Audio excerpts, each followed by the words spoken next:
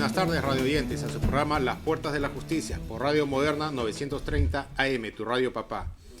Hoy tenemos un excelente invitado. Tenemos la presencia del doctor Rafael Ruiz Hidalgo, quien es un especialista, connotado especialista en Derecho Constitucional, quien cuenta con maestría justamente de Derecho Constitucional por la Universidad Pontificia Universidad Católica del Perú.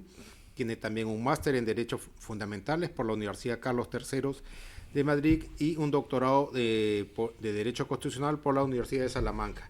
Asimismo, es un destacado catedrático en diversas universidades y también se ha desempeñado como magistrado de la Corte Superior de Justicia de Lima y es un ex integrante de la Junta Nacional de Justicia. Hoy nos honra con su presencia y vamos a tocar dos temas que están en la picota. Una es sobre la Corte Interamericana de Derechos Humanos respecto al pequeño problema, digámoslo así, que tenemos respecto al proyecto de ley que propone la amnistía para los policías militares y las comunidades. Asimismo, también vamos a tocar el tema en análisis del caso de la doctora Patricia Benavides. Doctor Rafael Ruiz, es un honor tenerlo en el programa. Bienvenido, sus palabras de bienvenida, por favor. Buenas noches, un saludo muy especial a todos los cibernautas y agradecer la presencia de la invitación de ustedes. Gracias. Muy amable. Doctor Alejandro, sus palabras de bienvenida, por favor. Muy buenas tardes a todos nuestros cibernautas y radioyentes y seguidores de las redes sociales. Una vez más con el doctor Rafael Ruiz Hidalgo compartiendo la mesa de entrevistas. Gracias, doctor Piero, por la oportunidad y nada. Muy bien. Doctor Rafael, justamente hoy nos convoca un tema muy importante, que es el análisis respecto a la Corte Interamericana de Derechos Humanos con respecto al informe que ha emitido al Estado peruano, señalando que suspenda el proceso del proyecto de ley 27549 del 2023, que justamente es un proyecto de ley que lo que busca es la amnistía para militares, policías y miembros del Comité de Defensa, tanto para procesados como para condenados. Para poder aterrizar en el tema, doctor, le pediríamos que nos pueda decir cuáles son las competencias de la Corte Interamericana de Derechos Humanos y del comité de la Corte, ¿no? Y si la comisión. De la comisión, ¿no? Porque primero se llega a la comisión y probablemente después a la Corte si es que pasa esa etapa. Si nos pudiera decir detalladamente y si la Corte Interamericana realmente tiene estas facultades y competencias para paralizar un trámite de proyecto de ley, ¿no? Gracias. En principio, la Corte Interamericana de los Derechos Humanos cumple una función fundamentalmente jurisdiccional, en ese sentido, ¿no? Es jurisdiccional. A diferencia de la comisión tiene una función cuasi jurisdiccional, pero su función también tiene que ver que la comisión recibe las denuncias, ¿no? Y esto pasa por un proceso de análisis, de evaluación, si se cumplen con determinados requisitos establecidos en la propia convención. Recordemos que la convención o el Pacto de San José es el marco legal donde se rige la actuación y las competencias tanto de la Comisión como de la Corte Interamericana de Derechos Humanos. Para ser preciso, nosotros estamos adheridos al pacto o al convenio de San José de Costa Rica a partir del el 28 de julio de 1978, cuya vigencia ingresa ya con la Constitución de 1979, en el año 81 aproximadamente, si no más recuerdo. Para ser un poco preciso en la parte histórica. El Congreso lo ratifica. Sí, ratificado por el Congreso ya en el año 81. Correcto. Específicamente me parece que fue un 31 de enero del año 81, si la memoria no me falla, ¿no? Entonces, a partir de ese momento, nosotros ya estamos adscritos a lo que vendría a ser la Convención Americana, y al estar adscrito a la Convención Americana, hemos también asumido someternos a la competencia jurisdiccional, en este caso, de la Corte Interamericana de Derechos Humanos, ¿correcto? Correcto. Ahora, la Corte Interamericana de Derechos Humanos, vuelvo a recalcar, tiene determinadas funciones, ¿no? Una función contenciosa, efectivamente, ¿no? En la función contenciosa va a resolver pues, los casos flagrantes de violaciones sobre derechos humanos que han sido presentadas por la comisión. La comisión es la encargada de presentar, en este caso, sobre la violación de los derechos humanos, y contra la cual la Corte va a dictar sentencia, ¿no? Va a resolver sobre el fondo de la controversia, específicamente va a establecer indemnizaciones, reparaciones económicas, morales, en este caso, ¿no? O también rehabilitación a favor de las víctimas. Otra de las funciones también que cumple la Corte es la supervisión de las sentencias. Efectivamente, si esas sentencias se están cumpliendo por el Estado obligado, que es parte de la Convención, ¿no? Y también la Corte cumple una función consultiva, ¿no? Efectivamente, una función consultiva, y también tiene las facultades de dictar medidas provisionales, ¿no? Medidas provisionales que son medidas cautelares cuando son de suma urgencia, ¿no? Y puedan adoptarse esas medidas cautelares para prevenir que el daño se convierta en irreparable. Eso es lo primordial, de acuerdo a lo que establece las competencias ceñidas en la Convención, ¿no? A diferencia de lo que vendría a ser la Comisión. La Comisión sí efectivamente tiene un sistema de peticiones individuales, porque ve los casos, hace un momento mencionaba, cuasi judicial o cuasi jurisdiccional, ¿no? Porque lo que hace la Comisión, recibe y examina todas las peticiones individuales que llegan, ¿no? Especialmente por ONGs, ¿no? Que se han sido, que siguen de pronto para ver sobre la violación de los derechos humanos, ¿no? Por parte de los Estados miembros de la Organización de los Estados Americanos. Y también realiza un proceso de admisibilidad, que en su momento decía, ¿no? O sea, califica si cumple con los requisitos para poder admitirla o no, y si el caso es admisible, puede buscar incluso una solución amistosa, es decir, tiene una función conciliadora, ¿no? Los va a llamar para que concilien, en este caso, ¿no? En el caso de la violación de derechos humanos, lo que aconteció con el Estado, con la otra parte que ha sido, ¿no? Vulnerada su derecho fundamental. Las comparaciones son odiosas. Estaríamos comparando el derecho penal con el principio de oportunidad. Claro, porque si se llega a un acuerdo, ahí nomás termina. Ya claro. La denuncia ya no pasa a la Corte, ya no prospera, ¿no? Correcto. Y además el Estado, si el Estado lo que hace, da una serie de recomendaciones, elabora un informe y da una serie de recomendaciones.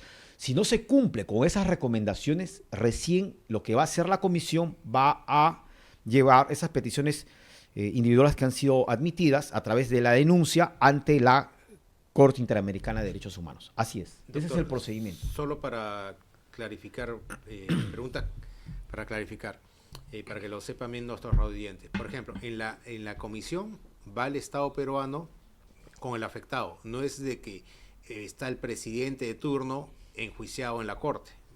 ¿Es correcto? Así es, ¿no? Es correcto, es ¿No? correcto. Es correcto. Así es.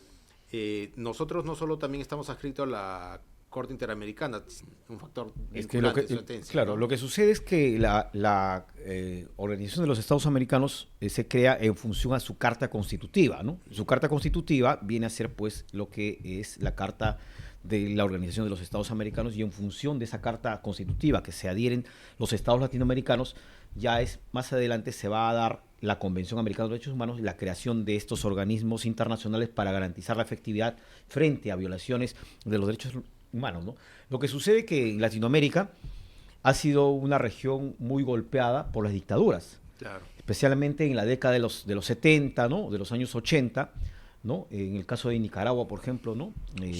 Somoza, así es. Hemos tenido en Brasil también las otras dictaduras, etcétera, ¿no? Entonces, en Chile también con Pinochet, ¿no? Efectivamente, ya no son todas las dictaduras. En tanto militares, porque también hubieron dictaduras civiles, desde luego, que podemos mencionarlas, ¿no? Entonces, a raíz de eso, pues lo que se activa es la carta de intención de la OEA para salvaguardar la institucionalidad democrática de un Estado y garantizar, pues, el funcionamiento del Estado constitucional, ¿no?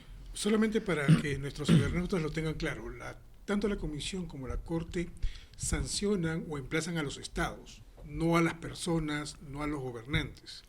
Para que quede claro, ¿no? Porque mucha Así gente, es, a los estados, eso es a los estados, usted lo ha dicho, dice, doctor. no, tal presidente o tal presidenta tiene miedo, no quiere o quiere salirse de la Corte Interamericana porque tiene miedo que la Corte la sancione, cuando en realidad no es así.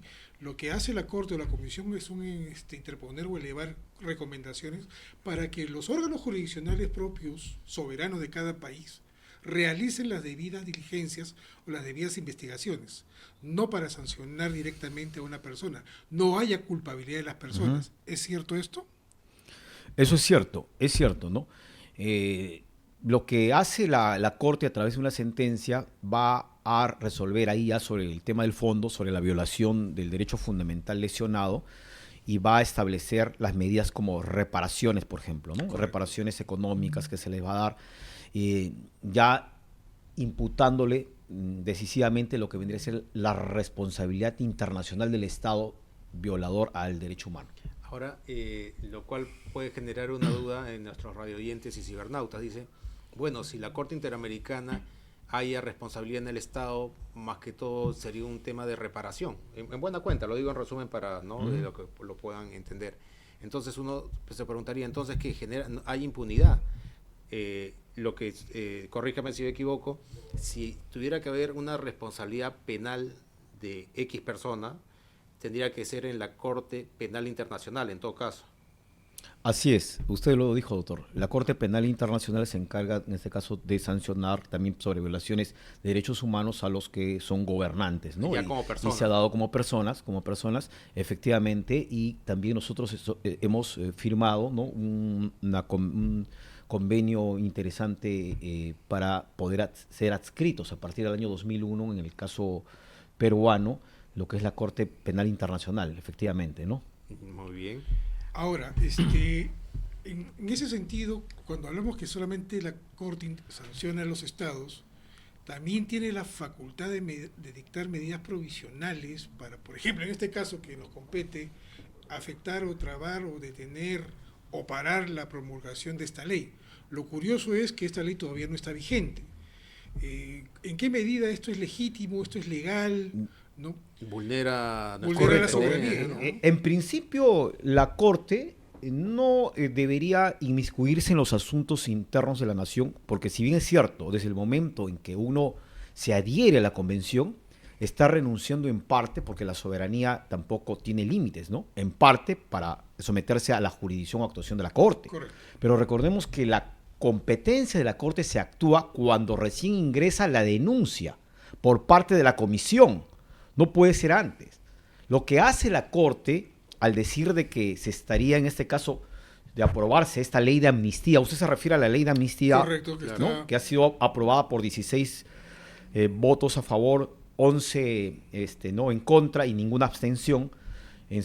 Ahora último, que ha pasado, ¿no? Hace unos días y que está en despacho. Así es. Pero aquí recordemos que pasa por varios filtros esta ley. Todavía tenemos pues lo que se conoce el veto presidencial. Correcto. O el derecho a oponerse el presidente a la promulgación de la norma. La observación. Entonces la observación es importante porque es una prerrogativa constitucional y la Corte pues tiene que dejar de que el Estado peruano cumpla con sus prerrogativas constitucionales y con sus funciones. En ese caso yo no estoy de acuerdo que se inmiscuya en la soberanía nacional. Solamente la Corte tendrá competencia cuando la causa ya esté dentro de su competencia, dentro de su jurisdicción. Lo que sí puede hacer, usted lo ha dicho, puede dictar medidas provisionales, ¿no? Pero estas medidas provisionales no pueden ser consideradas vinculantes porque son relativas en función a que todavía el caso no ha sido sometido a la jurisdicción o conocimiento de la Corte. Correcto. Este punto me llama a colación a lo que en derecho se comenta mucho sobre la diferencia entre norma y disposición. Lo digo porque lo digo como un tema casi de analogía, porque a veces uno dice, saquen una norma X, ¿no? Como la de terrorismo, ¿no? Con respecto a los catedráticos, profesores. Entonces, la norma dice de que si ha sido rehabilitado, puede enseñar. Ha sido rehabilitado. Puede ser cuestionado de todo lo que quieran, pero el TC lo dice. Entonces presentan una demanda de inconstitucionalidad. Saquen esa norma. Y si uno fuera vehemente, saca la norma y sería incluso peor, porque cualquier persona con sentenciado o no podría entrar a enseñar. O ejercer una función pública, ¿no? También, ¿no? ¿No? Claro. Entonces, ¿qué es lo que hace sensatamente el tribunal? Dice, yo no saco la norma. Lo que voy a hacer es interpretar y decir qué es lo que debes entender, cuál es la disposición verdadera de la norma. Y entonces dice, creo que es hasta sentenciado por primera instancia, ¿no? Y habla el tema de la rehabilitación. Entonces, Lo digo ¿por qué? Porque a veces en la calentura el ciudadano no necesariamente está especializado pues en materia de derecho, entonces puede ser muy vehemente y dice, nah, salgamos de la Corte Interamericana, por el caso de ahora, ¿no? Ujú. Pero ¿qué tan sensato es salir de la Corte Interamericana? ¿O no es sensato? Lo digo ¿por qué? Porque, por ejemplo, en su momento, en la época de Fujimori, ya algunos nos hemos olvidado, o se han olvidado, de que Fernando de Trasigny dijo, y lo resumo, ¿no? Entramos voluntariamente y voluntariamente nos salimos. No esperamos 5 años, nada. Se acabó el asunto. Así lo resolvió Fujimori. Más pragmático no podía ser. Actualmente García de la Hunde dice, ya es más pragmático que Fujimori, ¿no? Él señala y dice, no nos hagamos problema, porque la sentencia de la Corte, si no la cumplimos, no pasa nada. En resumen, es lo que ha señalado el doctor, Sí, ¿no? es cierto. ¿No? Y es verdad, o sea, los efectos vinculantes, más que todo, son morales o por una sanción, digamos, hasta política podría ser, ¿no? Entre pares, ¿no? Usted lo dijo, doctor. ¿no? Claro, incluso podría verse mal visto el país a nivel internacional, especialmente por el caso, por ejemplo, de los inversionistas extranjeros, ¿no? Que quieren introducir capital privado, estaría sumamente afectado, ¿no? O sea, por cuestiones también vinculadas al tema de los derechos humanos, efectivamente, ¿no? Entonces, eso también, en realidad, se podrían presentar varios obstáculos. Retirarse de la Corte significa todo un procedimiento a seguir, Claro, porque hay que 5 años. hacer la denuncia al tratado, ¿no? La denuncia es el acto jurídico unilateral voluntario por virtud del cual un Estado decide ya apartarse de la Convención en este caso y por ende tiene que denunciar la Convención Americana y por ende se está apartando de las competencias de la Corte y de la Comisión. Y esto lo hace ante el secretario de la Organización de los Estados Americanos y se da pues la respuesta se da dentro del plazo de 1 año, porque no es que si, por ejemplo, mañana Perú presenta su denuncia al tratado, esto tendrá que verse todavía hasta el próximo año, porque es un plazo que tiene que recorrer la denuncia hasta que se apruebe, ¿no? Y salga pues la decisión final, efectivamente. Pero eso no es que, como el Perú ya presentó la denuncia, ya se salvó y no va a dar cumplimiento a las sentencias, por ejemplo, de las reparaciones por violaciones de derechos humanos que se dictaron con anterioridad, o que también se están conociendo o causas que recién resueltas en forma de la materia de violación de los derechos humanos. Eso se tiene que respetar necesariamente, ¿no? Eso lo dice la misma convención. Así es. Quiero ser un poquito antipático en la pregunta porque estamos hablando de competencias jurisdiccionales, de las convenciones de derechos humanos, las funciones de las competencias de la Corte y de la Comisión Interamericana de Derechos Humanos, pero ¿cuál es la materia que prácticamente está en controversia? La ley de amnistía, que está ahorita claro, en despacho presidencial. Pero ¿de qué trata esa ley? Esa ley dice de que se otorga amnistía a todos aquellos procesados por delitos contra los derechos humanos o de lesa humanidad, ¿no? Que haya pasado determinado tiempo o que creo que tengan determinada edad.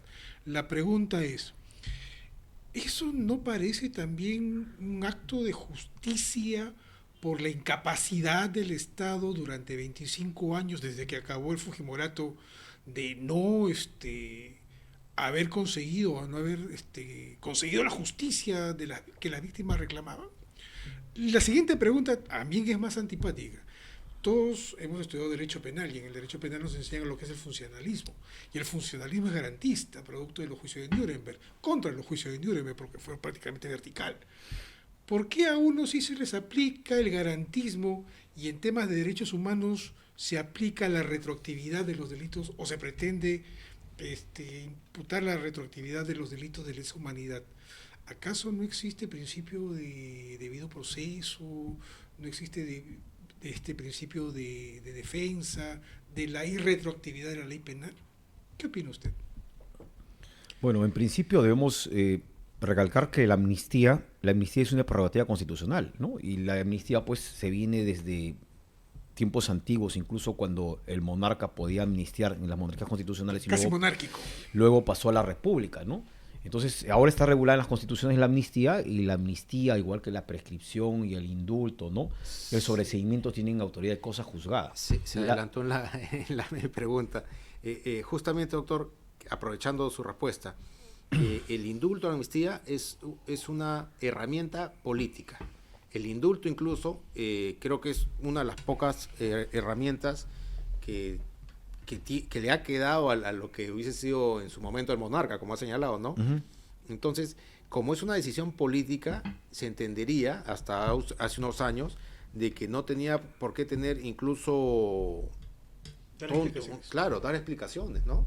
Entonces, ahora el avance del derecho constitucional ha entrado en todo, incluso en este espacio del indulto y la amnistía, ¿no? ¿Le parece eso correcto? ¿O el sistema de todas maneras debería tener un espacio de decisión política pura? Lo digo solo porque debería tener un espacio de política pura de una decisión para poder llegar a veces a transar, a conciliar posiciones en la sociedad que a veces son irreconciliables, ¿no? O estoy equivocado, ¿cuál es su posición, doctor?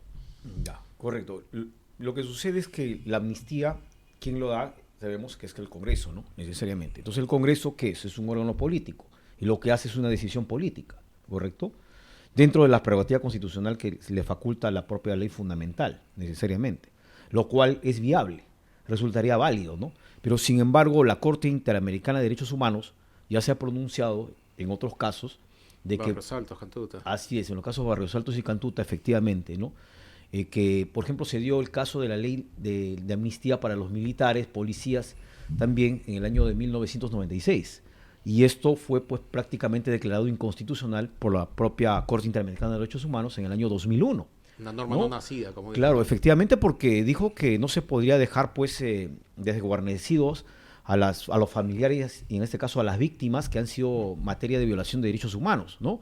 Correcto. Pero, sin embargo, estaba en juego una guerra subversiva, ¿no?, con el Estado peruano, y por otro lado también venía el coste que vendría a ser, en este caso, los militares y los policías que se enfrentaron, y también los comités de autodefensa, o llamados también rondas campesinas, que se dedicaron, en este caso, a enfrentarse a los grupos subversivos. Entonces, hay un tema de confrontación entre la ladera, que está al otro lado, los policías, los militares, y por otro lado las víctimas, que se dieron el caso de desapariciones forzadas, fallecieron muchos inocentes, estudiantes, etcétera, campesinos, que en esta guerra confrontacional efectivamente hay una vulneración de los derechos humanos flagrante, ¿no? Pero aquí viene la pregunta, ¿no? ¿Y qué pasó? ¿Acaso los militares, los policías, no es que esté de acuerdo con ellos, ¿no?, o a favor de ellos, mejor dicho, no tienen derechos humanos? Lo que sucede es que en nuestro sistema judicial los procesos son lentos, se ralentizan cada vez más, son lentos y demoran años. Para ser juzgados en estos casos, por ejemplo, y de reparaciones que se dan, incluso aún todavía hay militares, ¿no?, que todavía no tienen una sentencia. Ya han pasado más de 30, casi 32 años, ¿no?, desde el momento en que algunos han fallecido incluso. Incluso algunos han fallecido, ¿no? Entonces, lo que está haciendo el Estado, ¿qué dice en la ley de amnistía para personas mayores de 70 años, etcétera? En este caso se le va a dar esta ley de amnistía, ¿no? ¿Por qué? Porque el Tribunal Constitucional incluso se ha pronunciado en una sentencia acerca del derecho al plazo razonable, ¿no? Correcto. Entonces, por el tema del Ministerio Público, que a veces no cumple con su labor fundamental, por otro lado, el Poder Judicial, entonces no tienen una sentencia, porque recordemos, usted lo dijo hace un momento, y aquí viene más o menos la respuesta a su pregunta, ¿no?, que tenemos un sistema muy garantista. Los códigos son garantistas, pasa por ese tema. Otro, el tema del retardo en la administración de justicia, ¿no? Y por otro lado tiene también el Ministerio Público, ¿no? Entonces eso como que afecta un poco, ¿no? Entonces, viéndolo desde ese punto de vista, para terminar, incluso, ¿iba a preguntar algo? No, siga. Ya, incluso hay un caso que llegó a la Corte Interamericana de los Derechos Humanos también, para ver el tema también del plazo razonable, efectivamente, ¿no? De un señor que presentó un reclamo, ¿no?, sobre que estaba siendo juzgado por, en este caso él estaba por narcotráfico, ¿no? Entonces su caso llegó a la Corte Interamericana y la Corte Interamericana dijo que tiene derecho a un plazo razonable incluso, ¿no? Que no podría excederse de un proceso con una sentencia a una persona cumpliendo las reglas del debido proceso que no sobrepase los 4 años. Entonces, tenemos procesos o de sea, 7 años. La Corte incluso ha dicho sobre ese aspecto, ¿no? Entonces, por ahí viene el tema del plazo razonable y por otro lado tiene pues el tema de las víctimas que podrían quedar desamparadas, ¿no? También. Doctor, si nos permite, por favor, vamos a entrar a una tanda de comerciales rápidamente y continuamos con este interesante programa. Muchas gracias. Si necesitas obtener un documento y apostillar, pero no tienes tiempo, no hay una sede del Ministerio de Relaciones Exteriores en tu ciudad o vives en el extranjero, no te preocupes. Nosotros, Contrato Listo, empresa privada de trámites consulares, realizamos todo trámite por ti. Consultas gratuitas llamándonos y comunicándote al WhatsApp, atención, 953-558-510. Escuela de Detectives Privados de Perú, Honor y Lealtad. Tiene como principal finalidad capacitar al aspirante a detective privado con un programa de formación profesional, con el cual se prepara al estudiante con las técnicas, también métodos, destrezas, conocimientos y procedimientos más avanzados en el área de la investigación privada. Llame al teléfono 961-940-067. Para más información, muchos dicen que más vale un mal arreglo que un buen juicio. El Centro de Conciliación Ipso Facto lo hace realidad. No acabes tu vida, no envejezcas, no gastes tu dinero siguiendo juicios interminables. Acude al Centro de Conciliación Ipso Facto y soluciona tu problema en el acto, sean estos familiares o también civiles. El Centro de Conciliación Ipso Facto te espera en la calle José Gálvez 476, oficina 401. También nos puedes llamar al fijo 792-0805 o al celular 912-803-841. Estamos en Magdalena. Muy bien, continuando con el programa. Justamente, doctor, nos estábamos quedando en el tema del plazo razonable, ¿no? Lo primero que se me viene a la cabeza es el caso Chacón Málaga, ¿no? Respecto al plazo razonable, para que la gente lo entienda, justamente fue en la década, comenzando el año 2000, ¿no? Que salieron algunas sentencias del Tribunal Constitucional que justamente decían de que había militares de que habían tenido juicios, no específicamente de lesa humanidad, sino por otras características, que no habían tenido sentencia y seguían, se anulaban y todo. Entonces dijeron, ¿saben qué? Terminó el juicio para usted. Lo digo así en buena cuenta para que nuestros radioyentes no se vayan a perder con los tecnicismos. En el último acuerdo plenario penal, justamente señala lo que dice el doctor Alejandro Ríos, de que incluso para determinar la pena tienen que evaluar el tiempo que ha tenido el procesado o el acusado en el proceso, porque en sí es una carga emocional para el propio investigado. Acusado. Es casi una pena. Es una pena, ¿no? O sea, claro, pues, porque prácticamente están sentenciados, pero no tienen una condena. Es un muerte en vida. Atados al proceso. Claro, así es. Y la familia también está atada, ¿no? Entonces... Pero lo que usted menciona, eso de las sentencias que hay en función a esto, eso se desprende pues de lo que ya había resuelto la Corte y fue un caso que hace un momento comenté, ahora lo recuerdo, Suárez Rocedo versus Ecuador, ¿no? Donde la Corte alude al plazo razonable, ¿no? Y dice que un Estado tiene las competencias para investigar, procesar y sentenciar dentro del plazo de los 4 años. Así lo dice textualmente, ¿no? Entonces de ahí partiendo de la idea del plazo razonable. Ya tenemos un baremo, ya tenemos un estándar.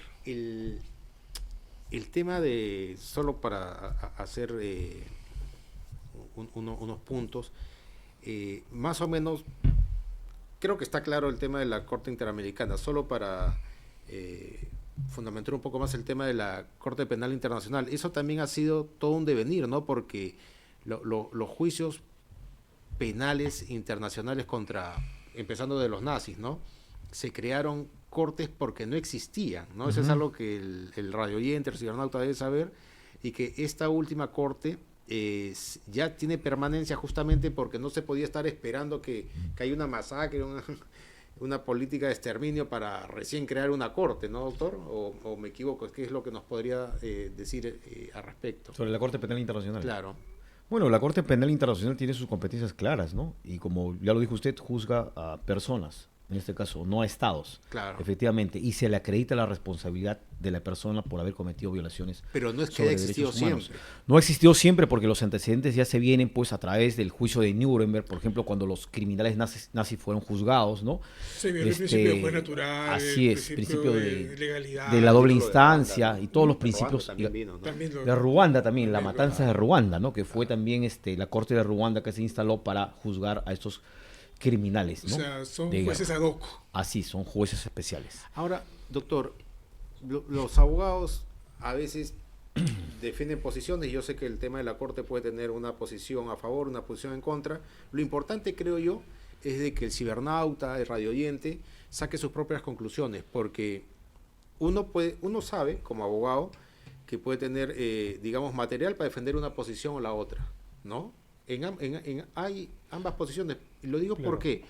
Porque, por ejemplo, el caso, corríjame si me equivoco, el caso de Colombia, por ejemplo, en este caso particular, el Estado tranza con los guerrilleros, ¿no? Cosa que no pasó en Perú. En Perú nosotros no transamos con guerrilleros ni terroristas. Acá, con todos los defectos que tenga el Estado cumplió con proteger a la ciudadanía. Si me disculpas, Sí. Piero, incluso algunos especialistas han tildado el acuerdo de paz de Colombia como una rendición, como Claro, es una rendición del Estado. Una capitulación del Estado y una amnistía contra las fuerzas subversivas, ¿no? Entonces, justamente lo que dice el doctor, entonces yo ahí me pregunto, ahí la Corte Interamericana de Derechos Humanos, ¿por qué no le dijo nada a Colombia? ¿No? Porque ahí hay Hay impunidad total. ¿no? Entonces, Claro. Tanto para los representantes del Estado como de los subversivos, ¿no? Ahí no enviaron ninguna comisión, no hubo ningún oficio, ninguna resolución. Ninguna comunicación. Miraron y un poco más se aplauden, creo. Ya. Y ahora, sin embargo, el mismo sistema a nosotros, yo sí lo veo un poco agresivo en el punto de que se metan desde que sea un proyecto de ley.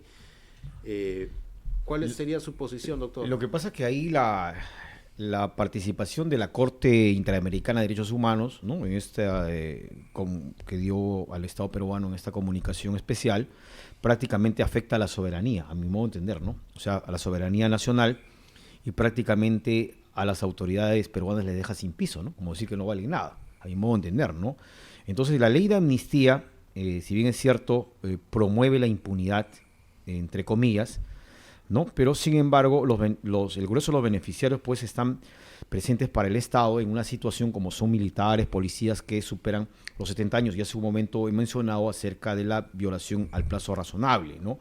Entonces, el Estado, acá, a mi modo de entender, debería tener tres opciones fundamentales. Uno, el rechazo a la intromisión. Me parece que la presidenta ya lo hizo, ¿no? El rechazo a la intromisión de la Corte, porque pues no se puede generar competencias donde no la tiene en este caso. Ya lo he dicho al iniciar la entrevista, cuáles son las competencias de la Corte, efectivamente.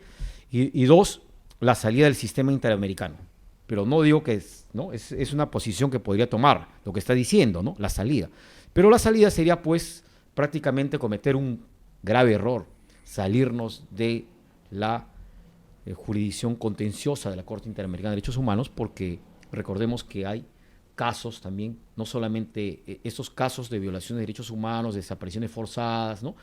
De derechos que son de la vida, ¿no? La dignidad de la persona, sino también hay casos vinculados como los casos laborales, por ejemplo. Claro. Los trabajadores desguarnecidos, cuando quieran alcanzar a la máxima instancia, que es a la Corte, ¿a dónde acudirían? Prácticamente, ¿no? Quedarían desguarnecidos.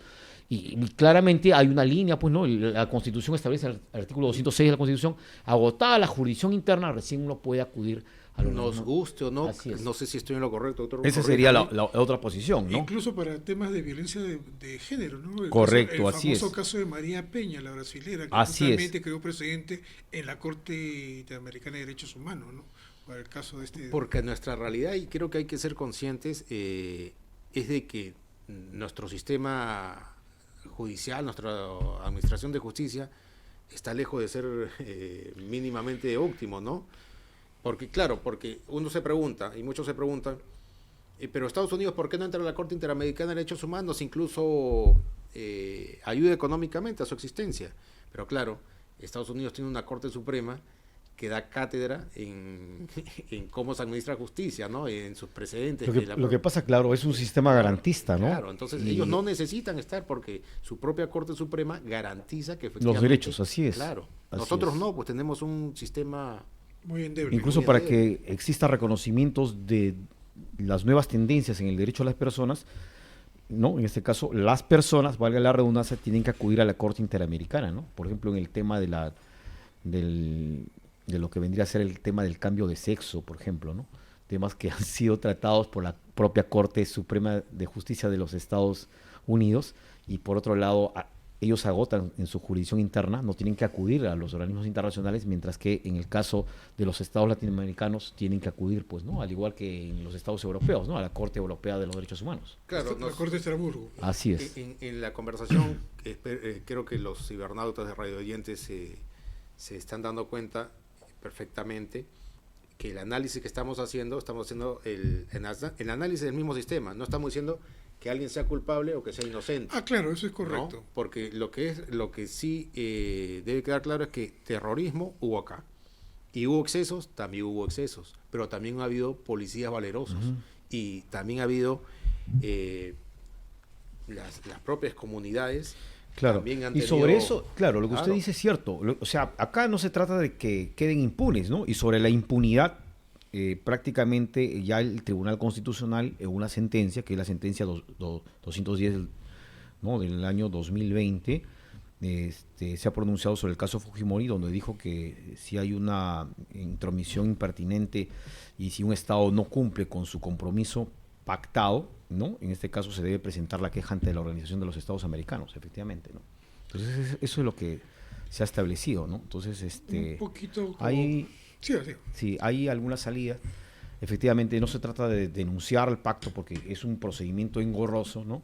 Y también vuelvo a recalcar que quedarían desamparados, pues, ¿no? Nosotros los ciudadanos para la protección de los derechos humanos, ¿no? Aquí no se trata de que uno defiende los derechos humanos y porque defiende los derechos humanos es caviar, ¿no? O porque estoy al otro lado que, ¿no? Muy buena acotación, muy buena se acotación.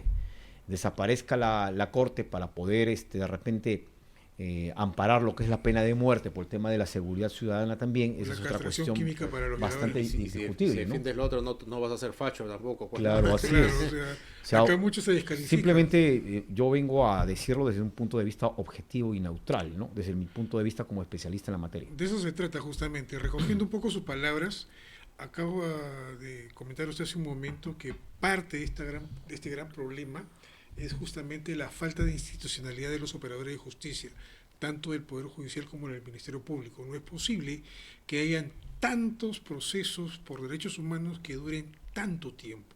Es más, derecho contra el crimen, contra la criminalidad organizada, también, por más que la opinión pública tenga el derecho de cancelar a los investigados, de cancelarlos socialmente, no puede ser que existan tantos años de asistir a investigaciones, diligencias, confrontaciones, testimoniales, y no se aterrice en una decisión judicial.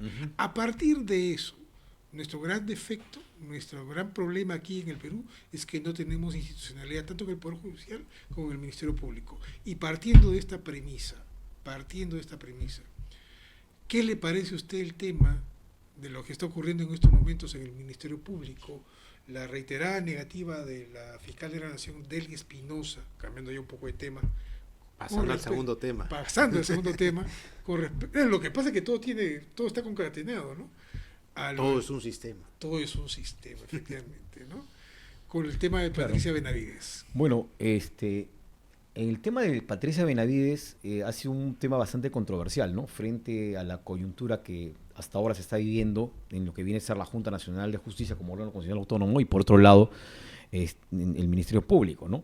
Pero la responsabilidad que tiene un funcionario público es respetar y hacer cumplir las resoluciones.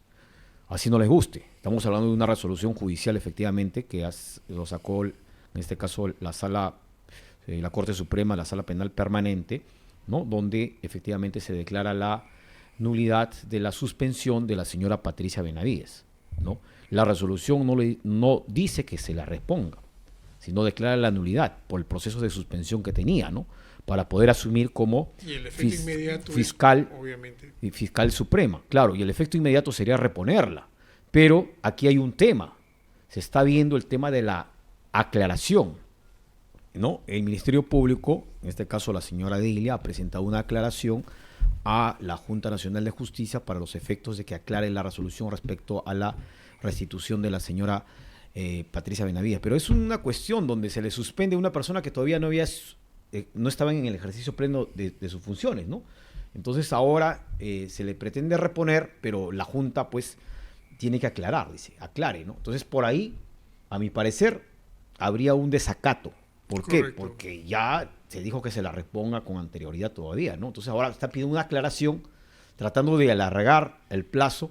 Acá, por eso digo, en el Perú, nos guste o no nos guste, hay que respetar la ley, el principio de legalidad, lo que establece, y se debe guardar también, claro, no estoy diciendo que no se le investigue a la señora Patricia Benavides, que se le investigue, pero dentro de los cánones constitucionales, principios garantistas, sin violar el debido proceso, ¿no? Garantizando el derecho de defensa, ¿no? Igual, dando cumplimiento al principio de legalidad, en este caso, ¿no? Lo importante, como dicen en el derecho, y bueno, en el derecho penal sobre todo lo dice Gunter Jacob, lo importante es el mensaje, pues, ¿no? Claro. ¿No? En este caso, ¿cuál es el mensaje que dan los operadores, ¿no? Incluso a mí, y creo que más de una persona lo ha comentado, y ha sido materia incluso de programas cómicos, ¿no? De salir con la velita, ¿no? Se ha creado un nuevo recurso constitucional, el recurso de vigilia. Algunos lo dicen una especie de una mesada, ¿no? así como hacen los chamanes, curanderos, los chamanes, ¿no? los Algo así chamanes, más o sí, menos, ¿no? pues, ¿no? Una Claro. mesada, pero no Eso se trata producto de de la eso, falta ¿no? de institucionalidad Claro, en nuestro acá país, se pues. respeta la institucionalidad. Por un lado, claro, lógico, estaba en juego lo que tendría que ser, pues, estaba defendiendo su fuero la señora fiscal de la Nación, ¿no? Con mucho respeto lo digo, efectivamente, al amparo de lo que establece el artículo 158 de la Constitución, porque ha sido elegida en funciones conforme a la Junta de Fiscales, ¿no? En este caso, supremos que eligen como su representante. Y por otro lado venía en juego donde se le reponía en el cargo, ¿no? De la señora, pero ahora recordemos que el cargo de ella ya feneció. Entonces, ahora lo que se queda es reponerle en el cargo como fiscal suprema, nada más, ¿no? Como fiscal suprema y dar cumplimiento, pues, a las resoluciones Porque- indefectivamente, porque se tienen que cumplir, ¿no? Porque lo que dice Porque, doctor sí es para verdad. terminar la Sí, sí, idea, adelante. lo que pasa es que el Congreso de la República, ¿no?, prácticamente archivó lo que es la denuncia constitucional, ¿no? Entonces, archivó la denuncia constitucional y ese ha sido un asidero legal para los efectos del pronunciamiento de esa resolución que sacó el señor San Martín, juez supremo, Que no para podía resolver la suspender. controversia. Así es, que no se podía suspender porque ya ha sido archivada la denuncia constitucional al respecto dentro de las competencias que tiene el Congreso, ¿no? Y no es competencia del Ministerio Público, ¿no? Entonces, eso se ha precisado, entonces ya el tema está un poco claro, me parece. Y justo, doctor, ha tocado un punto que es muy importante. Cuando la primera intención de reponer a la doctora Patricia Benavides, efectivamente, hablamos de, en broma, ¿no? El recurso de vigilia, ¿no? Pero eso parte por una decisión de la Junta. ¿Para usted la Junta se excedió en reponerla tanto como fiscal de la Nación como fiscal suprema? Desde mi punto de vista, yo sí creo que en ese punto, la doctora Elia sí tenía razón en, no desacatar, digo, pero sí en presentar los recursos que debió presentar para, digamos, poner su posición, ¿no? Lo que sucede en las resoluciones, he vuelto a repetir, ¿no? Las Se tiene que resoluciones acatar. se tienen que acatar Sí, necesariamente, eso es ¿no? Se evidente. tienen que acatar. Ahora existen los otros recursos que son los medios impugnatorios, Claro. y entonces eso significa de que tenía el recurso expedito de la señora Delia para plantear, pues, un recurso efectivo y cuestionar, Pero ¿no? lo que En dio este caso, inicio, la resolución de la la Junta, resolución, ¿no? de la resolución de la Junta, ¿le pareció que estaba bien dada o simplemente debió quedarse en reponga usted a la doctora Patricia Benavides como fiscal de la Nación? ¿O No. se excedió cuando le dijo fiscal de la Nación Ya. y fiscal supremo? Lo que pasa es que en los procedimientos administrativos, ¿no? Efectivamente existe pues lo que es la nulidad, y en la nulidad los efectos se retrotraen, ¿no? Ya. Hasta antes de la violación al derecho del administrado, en este caso, de la persona, para ser preciso, ¿no? Entonces, lo que hizo la Junta es que declaró así. ¿Por qué? Porque la señora había sido cesada como fiscal de la Nación, no obstante, ¿no? Siendo fiscal de la Nación, fiscal suprema, y por ende había sido elegida como fiscal de la Nación. Pero, a mi modo de entender, sí, la Junta se habría excedido en el ejercicio de sus funciones, porque de esta manera no aclara y colisiona con las facultades que tiene la fiscal de la Nación actual. ¿Cómo caería ella, no? Ya había sido elegida también Ya había sido elegida por la democráticamente, Junta, claro. y que amparado en la Constitución, el Sí. artículo 158, ¿no? A eso Ahí sí, sí ha habido se ser una habría aclaración, transgredido, se habría transgredido. ese principio de los hechos consumados, que como lo que pasó en el Congreso de la República con Vizcarra, ¿no? Se le dio la razón finalmente al Congreso, pero esto no significa de que el Congreso disuelto vuelva a ser restituido, ¿no? Claro, así es. Entonces Así lo es. mismo pasó con Patricia Benavides. Correcto, así es, doctor. Muy bien, muy Y interesante. también antes, un poco para tocar el tema de la amnistía, por ejemplo, la amnistía, la ley de amnistías, no es necesario que se denuncie me faltó una idea que justo iba a terminar y se me fue, que se denuncie el tratado, ¿no? Porque hay otras herramientas legales y constitucionales para hacerla valer, por ejemplo, revisar la ley y declarar la inconstitucionalidad por el Tribunal Constitucional, ya que tiene la última palabra. No, si es inconstitucional, Pero porque eso dice es no, todo un proceso. es todo un proceso, ¿no? Yo me hago la Y- pregunta. y agotada la jurisdicción interna recién podemos acudir, por eso decía, ¿no? Ese es uno, para terminar la idea, ¿no? O sea, y también de repente plantear un proceso de amparo, ¿no? Un proceso constitucional de amparo respecto a esa ley de amnistía para solicitar la inaplicabilidad en determinados casos y para que las víctimas no queden desguarnecidas, ¿no? O sea, no se trata de denunciar el Pacto de San José para apartarnos de la jurisdicción contenciosa.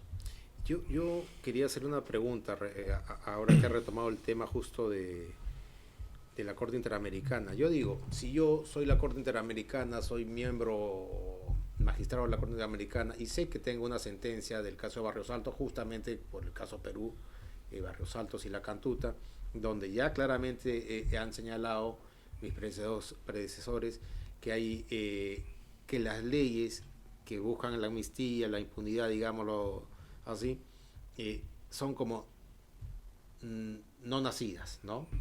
Entonces, hacer un esfuerzo para que ni siquiera salga el proyecto, si yo ya sé que esa ley no tiene vigencia. Entonces, no sé, yo lo veo como que no estoy seguro ni siquiera de mi propia fuerza, ¿no? Porque yo ya sé que tengo una sentencia vigente. ¿O estoy equivocado? Claro, claro, hay una sentencia vigente. Lo que sucede es que la misma Corte ha establecido de que no pueden haber casos amnistiables ni tampoco pueden declararse imprescriptibles cuando son delitos, ¿no? Por De lesa lesa humanidad, humanidad, claro. efectivamente, ya lo he dicho en varias sentencias, ¿no? Ese es uno de los aspectos. Entonces, y por otro lado, la ¿por qué Corte ese también temor? ha dicho el caso del plazo razonable, ¿no? De los sentenciados. Entonces está en juego, está bien, pero yo he estado pues en prisión 30 años y no tengo una sentencia, ¿no? Correcto. Entonces, de una vez tengo que tener una condena firme, efectivamente, o caso contrario, ¿no? Ha excedido el plazo razonable, tendrá que ser, pues, ¿no? En función a la ley de la amnistía, amnistiado, efectivamente, ¿no? Donde la amnistía ya pues desaparece prácticamente la pena y la acción, ¿no? A diferencia del indulto, ¿no? Muy bien, porque yo justamente a lo que le iba es, si sé que tengo la sentencia vigente, entonces, criollamente lo podría decir, ¿de qué me preocupo? ¿No? Si supuestamente cualquier actividad que vaya a buscar impunidad, prescripción, lo que fuese de delito de la humanidad, no va a tener efectos.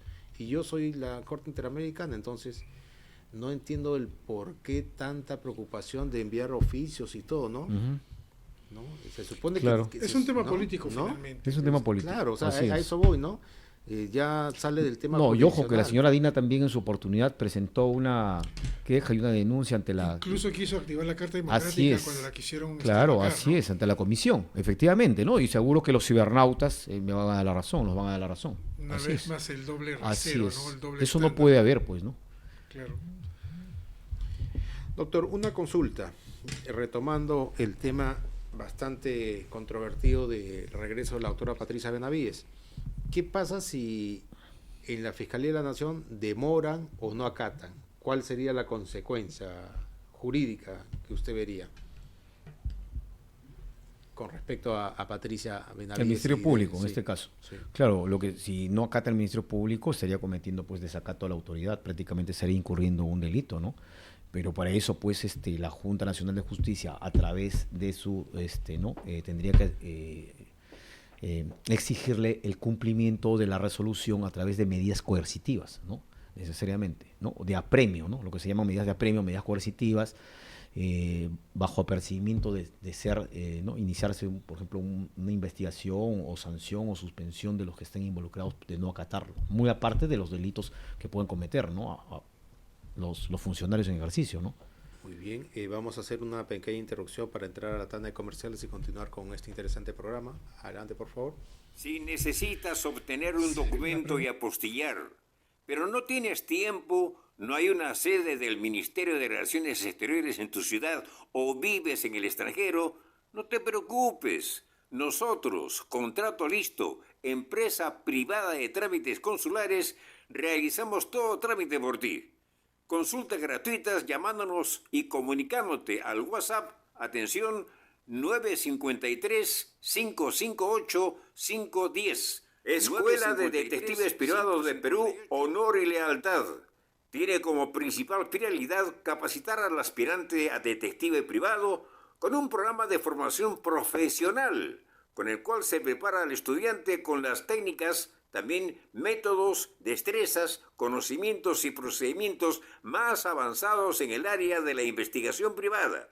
Llame al teléfono 961-940-067. Para más información, muchos dicen que más vale un mal arreglo que un buen juicio. El Centro de Conciliación Ipso Facto lo hace realidad. No acabes tu vida, no envejezcas, no gastes tu dinero siguiendo juicios interminables.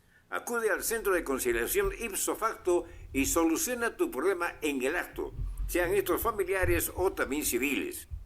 El Centro de Conciliación Ipso Facto te espera en la calle José Gálvez 476, oficina 401. También nos puedes llamar al fijo 792-0805 o al celular 912-803-841. Estamos en Magdalena de... Muy bien, continuando con el programa, haciendo una recapitulación, hemos tocado el tema de la Corte Interamericana de Derechos Humanos, justamente con este impasse que tiene con el Estado peruano respecto al proyecto de para poder amnistiar a los miembros de las Fuerzas Armadas y Policía Nacional y comités de defensa. Ha sido bastante claro el doctor Rafael Ruiz, y ahí vuelvo a decir, justamente acá no estamos diciendo si hay culpables o inocentes respecto a los delitos de lesa humanidad, eso será materia del órgano jurisdiccional que tenga que resolver, pero es interesante que el radioyente sepa cómo funciona y cuáles son las consecuencias, ¿no? Incluso ya hemos señalado que a Estados Unidos no está en la Corte Interamericana porque su justicia, pues digamos, es mucho más óptima que la nuestra, ¿no? En cambio la nuestra tiene muchas falencias y, nos guste o no, al menos en una posición personal,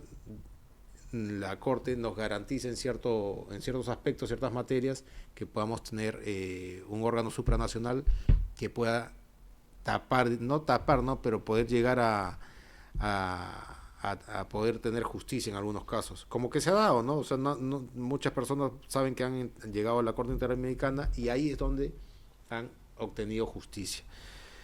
Respecto al caso de la doctora Patricia Benavides con la doctora Delia, es interesante porque se puede, y los radioyentes han podido observar, de que hay falencias en las dos posiciones, ¿no? O sea, desde que, como usted señala, desde que la Junta probablemente haya excedido en su momento el tema, no que sea repuesta, sino que sea repuesta como fiscal de la Nación. Uh-huh. Fue controvertido todo, pero como pueden observar, estos temas que están muy vinculados evidentemente al derecho, pero que tienen afectación política, se tienen que tomar sin apasionamientos, ¿no? El derecho no puede ser apasionado políticamente, sino tiene que estar alejado de eso para que la decisión sea siempre imparcial y objetiva. Uh-huh.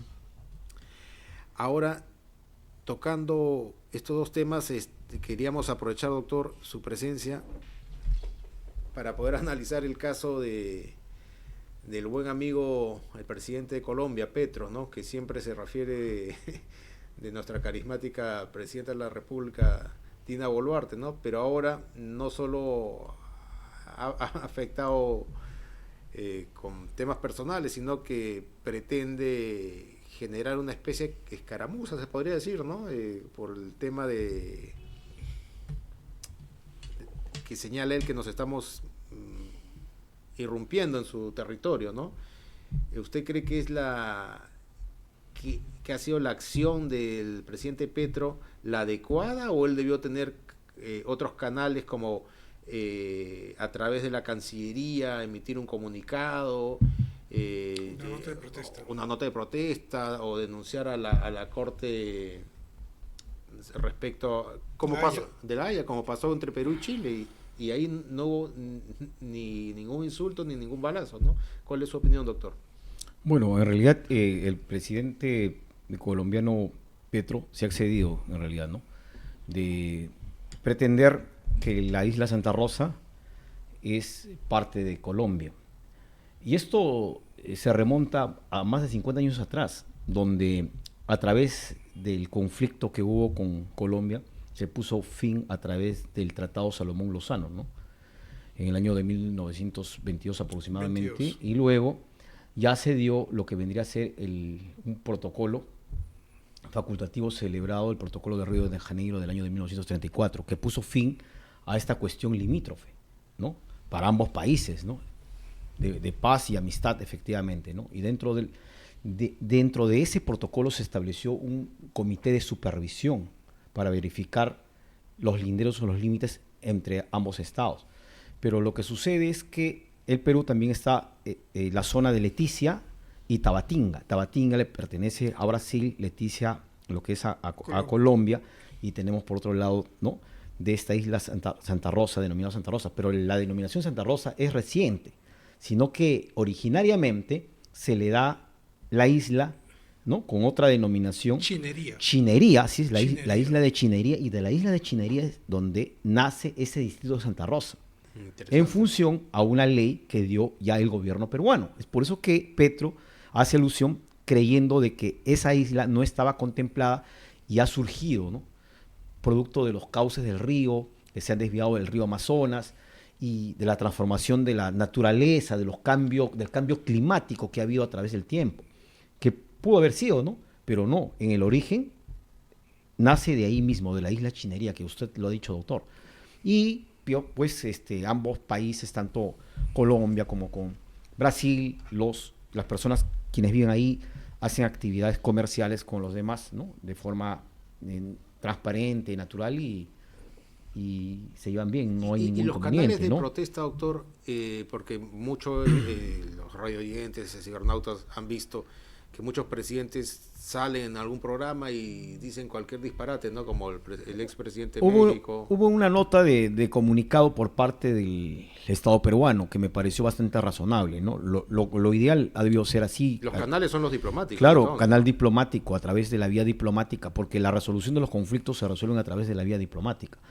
Y cuando ocurre esto, ¿no?, la situación que está aconteciendo el señor Petro está cometiendo una violación al tratado, ¿no?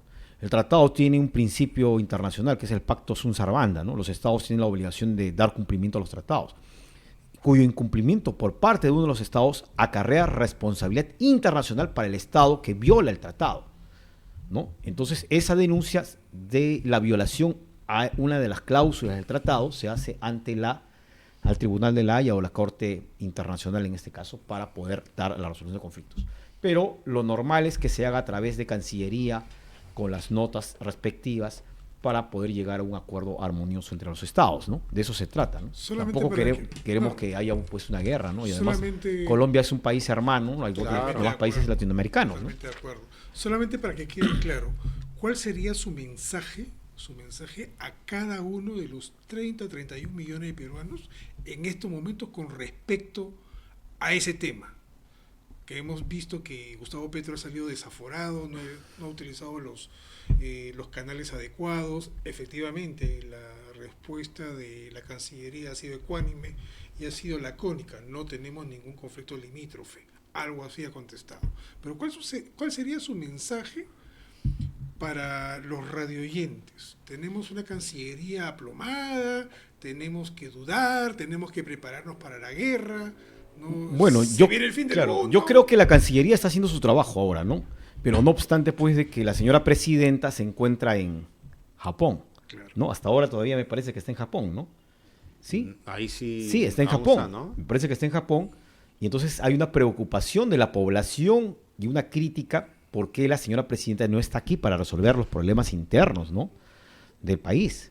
El canciller tiene la palabra, pero la presidenta también es la que toma decisiones. Incluso ha habido No se trata de ir a la guerra, ¿no? Correcto. Se trata de responder de acuerdo al Una postura procedimiento, firme. claro, una postura firme y de acuerdo al procedimiento que pueda seguirse, ¿no? De acuerdo a las líneas diplomáticas. Entonces- Solamente eso, ¿no? Entonces estamos de acuerdo aquí de que Gustavo Petro se ha excedido y está equivocado. Claro, está equivocado totalmente, ¿no? Correcto. Eso Incluso, lo- incluso no lo decimos nosotros, también lo dicen los propios políticos, ¿no? De Que han sido Colombia. antes mandatarios incluso de Colombia, ¿no? Incluso hay Efectivamente, notas ¿no? periodísticas que hablan de que los pueblos como Tabatinga y Leticia sí reconocen la existencia de Chinería Así y sí es. reconocen la existencia del distrito de Santa Rosa, ¿no? Lo que pasa es que obviamente como toda ciudad fronteriza tiene el deber de cuidar el tema del peaje, la aduana, el tema del pago de impuestos, evitar el contrabando, etcétera, Claro, así etcétera. es. Si podemos llegar a una conclusión en los tres temas, es de que, como lo dijimos a modo de broma casi, ¿no? Que todo el sistema tiene normas, reglas y principios, y a través de ellos se resuelven los conflictos, no con Violencia. violencia, Ni con guerra. ni con guerra, Así ni con es. payasadas No, tampoco, no, ¿no? no. Sí. Muy bien, doctor Rafael, la hora ha pasado volando, el tema ha sido muy enjundioso y le agradecemos su presencia, ha sido muy didáctico en cada tema que ha explicado, doctor. Lo aprovechamos para invitarlo a otros programas para contar con su digna presencia y le pediría por favor sus palabras de despedida para los radioyentes y cibernautas, por favor. Bueno, muchas gracias, doctores. Agradezco la gentil invitación de Radio Moderna, Radio Papá, y a todos los cibernautas que nos están escuchando y también viendo. Un saludo afectuoso y solamente mantener la calma, ¿no? Porque hay que dejar que la vía diplomática lo resuelva, ¿no? A través de la Cancillería. Y esperemos que así sea. Doctor Alejandro, sus palabras de despedida. Nada, muchas gracias, doctor Rafael Ruiz Hidalgo. Gracias por la oportunidad de compartir micrófonos una vez más. Y mi último mensaje sería que confiemos en las instituciones, porque las instituciones van a resolver satisfactoriamente este problema y que viva el Perú. Muchas gracias. Muy bien, eso ha sido todo por el programa. Les agradecemos su presencia y saben cualquier tema, escribirnos al correo lasportasdelajusticiaperú@gmail.com. Eso ha sido todo por el día de hoy. Muchas gracias. Esta gente también hace un golpe para Sí. muchos